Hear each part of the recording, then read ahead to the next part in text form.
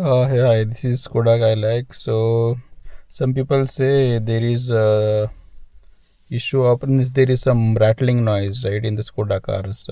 Many people are getting that. So in my Skoda Kylaq also there is one rattling noise. It came from this pillar.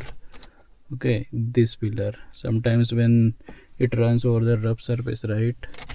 So in those scenario, there is some rattling noise came from this pillar. Actually, there it feels like there is some nut bolt or something is there, or stone is there inside that. Like it feels like that. So only till now I have heard that that only one rattling noise is coming from this pillar. Yeah, thank you.